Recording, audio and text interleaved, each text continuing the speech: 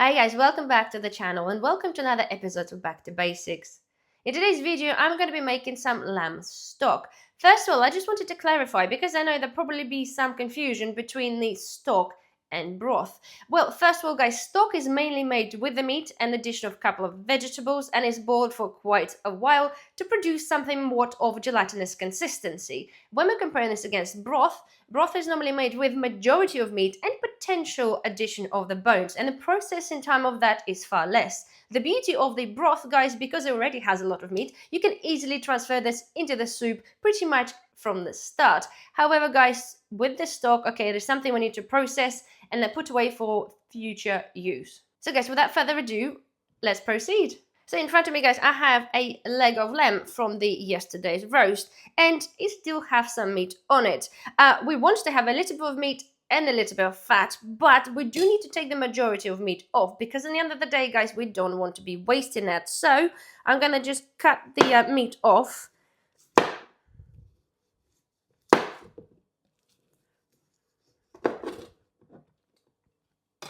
Okay guys, so you see I have quite a lot of meat left over, but in many cases, if you feed in a big family, after the roast dinner, you probably have pretty much bone by itself. If you don't, of course, you can consume the meat cold, not a problem at all. In my instance, we're going to be consuming that cold later on today. So now we have a bone with a little bit of meat. So you'll probably be aware that lamb, okay, has a little joint, the lamb leg has a joint there. So all I'm going to do, I'm going to just snap this in half.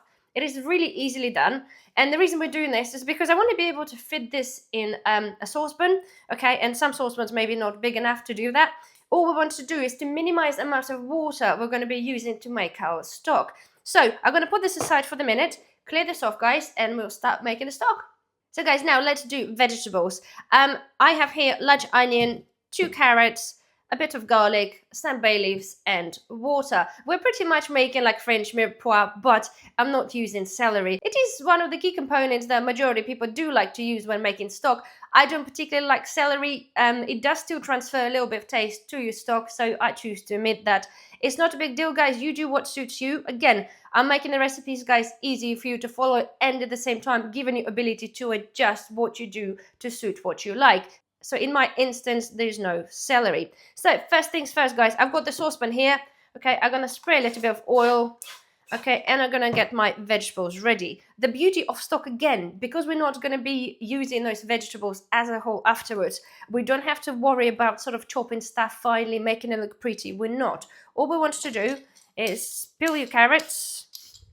So carrots are peeled, cut the bottoms and the ends. That, and then just chop them into circles. It's honestly, guys, it really doesn't matter. We're going to be processing the stock for a few hours. It really doesn't matter. Okay, so in the carrots go.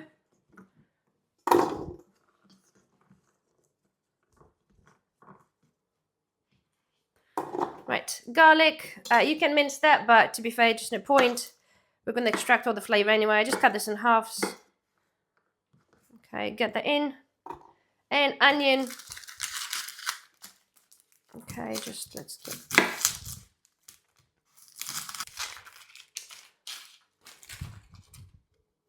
Okay, so onions peeled, and literally cut this into like 4 pieces. So I'm doing this all cook-handed so I can fit it in the camera. Right, done. Chuck them in your pot. Okay, and just put it on. The idea is, guys, we just want to soften the vegetables a little bit, brown them off a little bit, just give this extra flavor. So let me get a wooden spoon. Voila. Right, let's actually put it on. Come on. Okay, right. Ooh, one flew away. Right. Oh, all you gotta do, guys, honestly, just keep mixing it, brown it off. We don't need to cook them totally because we're going to be adding on the water and our bones, but give them probably about 10 minutes, okay, when they're sort of browned off. I'll see you then. So right, guys, our vegetables are now down. You can see they're slightly browned off, okay, and it does smell absolutely amazing. Just to another point to mention, guys, I did refer to mirepoix as a base. Obviously, mirepoix is actually chopped rather finely. This is not. But the whole idea, guys, of everything I do is to try to simplify this without sacrificing too much on the results. So here we are, vegetables are done. So now, okay, we're going to be adding on our lamb bone, okay, and we're going to pour enough water just to cover the lamb. And I need one more, and one more. So the water is now in, okay, I'm going to now add on some bay leaves. It is optional, but it does give it a good flavour. And you can also add on rosemary, if you got some. But my lamb was actually roasted with the rosemary, so hopefully we still have a bit of that flavour in there. Okay, and, okay, the last bit, guys, I'm going to add on a little bit of a lemon juice. The whole idea is, as I said, we're going to be extracting collagen to make the stock that gelatinous. Basically, the acid will break down a bone a little bit and help to extract collagen, which is a big part of what the stock is all about. So let me just put a teeny weeny bit of, nothing huge because we don't want to have lemon flavor, but just enough to do the job. Give it all mixed up. Okay. Put the lid on. Okay, and we're going to simmer this between 2 to 4 hours. So guys, our stock is pretty much ready. It smells absolutely amazing.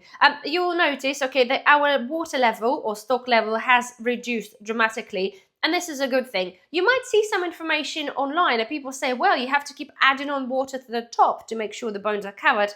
Well, to me, guys, we're going for quality, not quantity. And to me, by continuously adding on water, it's not really a good thing because our stock will be quite watery. So you can see the all the onions are separated. The carrots are still in one piece because they're chunky, but this is exactly where we want it. And I must confirm, guys, that during the time when you're boiling this or simmering this, in fact, for 2 to 4 hours, the compulsory picking of the meat, okay, it's a very good idea.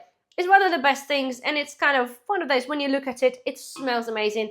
It is okay to do. It's one of the chef's perks. Nonetheless, okay, we are done. So next thing we're going to do, I'm going to take the bones out, okay? There's still some bits and bobs on them, which you help yourself to munch. I'll put them aside. Okay, I've got here another saucepan and a sieve. And I'm going to now put our stock through.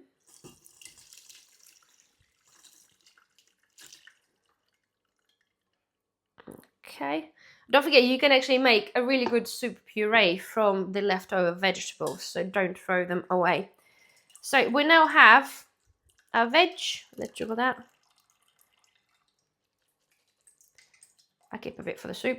Here we go. So, and we have our stock liquid. So now, okay, we need to put this in the fridge. We'll let it cool first on the counter, okay, and then we'll put this in the fridge for a couple hours, and then I'll show you the next very important step.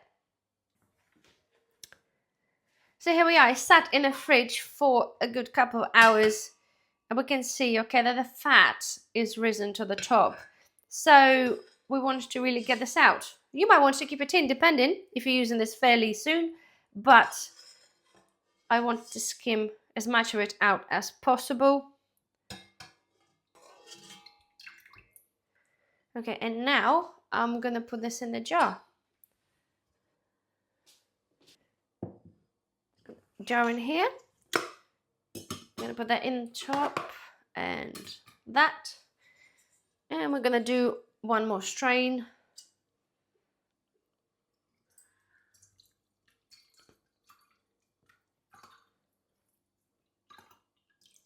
Okay.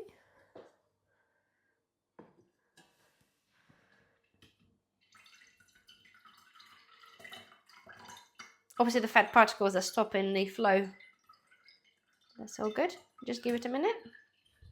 Okay, so we're pretty much done. So let's get this off. Put the lid on.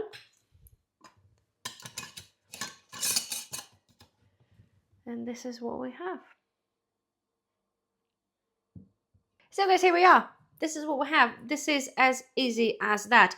As it comes to storage, okay, if you do skim the fat off the top, it will easily sit in the fridge for approximately 5 to 7 days. Of course, you can also freeze that. It's really, really straightforward. You can either use the jar, but make sure you probably use a smaller jar, or alternatively, you can either vacuum seal that or just put this in a food bag, make sure you zip this properly, maybe double bag this just in case, and it will easily sit in your freezer for a year or so.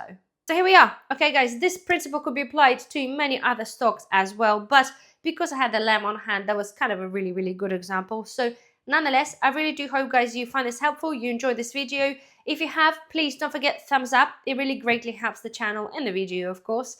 Subscribe maybe if you're not a subscriber, and otherwise guys, I shall see you in the next video. Bye bye.